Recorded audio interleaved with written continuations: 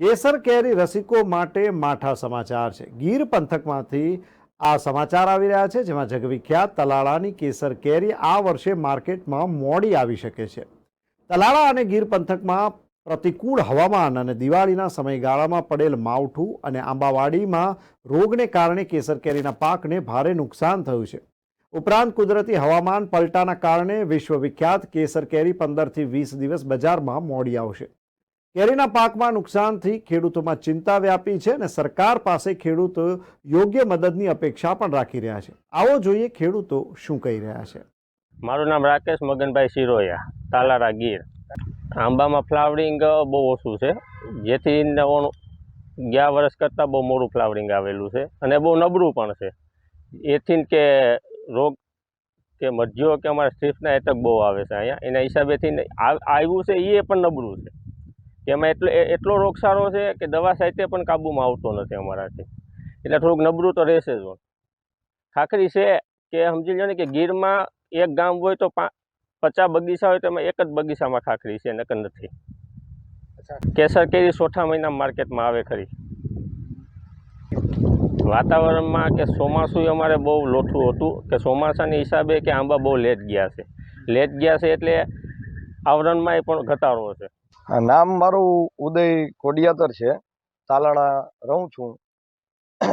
તાલાળામાં બગીચો છે અને અમારે જે આ ખેલે પૂર આવ્યું હતું, જે નદી ઓવરફ્લો થઈ હતી ને જે એમ કહેવાય કે બહુ નુકસાની કરી હતી ખેડૂતને ચોમાસામાં, જે પાક પણ નુકસાન થયેલી છે ને ધૂળ પણ ધોવાઈ ગયેલી છે।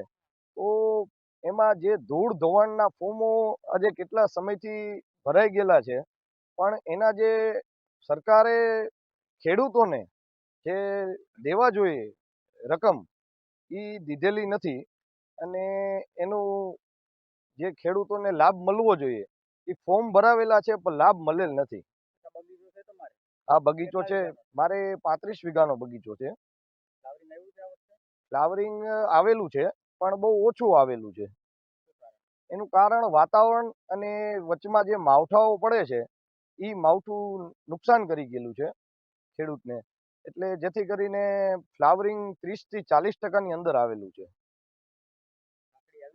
ખાખડી અમારે અહીંયા તાલાળામાં નથી આવેલી, આમ ક્યાંક ક્યાંક બગીચાઓમાં છે પણ બહુ ઓછી છે, જેથી કરીને ખાખડીના ભાવ પણ આસમાને છે। 3000 થી લઈ અને અત્યારના છેક 500 રૂપિયા હાલના ભાવ છે। શરૂઆતમાં 3000 કિલોના ભાવ હતા। જે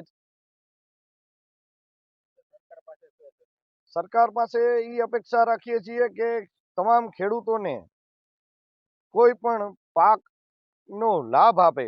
જે આ બગીચા જે છે જેને નુકસાની આવે છે ખેડૂતને, એને થોડોક એ રીતના લાભ આપે, જેથી કરીને ખેડૂતને સહાય આપે અને જે આ ધૂળ ધોવાણ થઈ છે એની પણ સહાય આપે। જે ફોર્મ ભરાવેલા છે, જે હાલ તકે ચોમાસાથી લઈને આજે ઉનાળો બેસવા આવ્યો છે, હમણાં પૈસા કે કોઈ સહાય મળેલી નથી ખેડૂતને। મારું નામ હસમુખ બાપુ છે। તાલાળા તાલુકો છે, વીરપુર ગામ છે। તાલાળા તાલુકાની કેસર કેરી જે છે વર્લ્ડમાં ફેમસ છે, પણ આ વખતે થોડાક તકલીફોના હિસાબે વાતાવરણ અનુકૂળ નથી બગીચાને, એને હિસાબે ફ્લાવરિંગ મોડું આવશે અને કેસર કેરી પણ માર્કેટમાં જે હોળી પહેલાં આવવી જોઈએ એ હવે હોળી પછી કદાચ આવશે અને સમજી લો કે ત્રીજા મહિનાની આખર અથવા તો ચોથાની શરૂઆતથી જ માર્કેટમાં આવશે।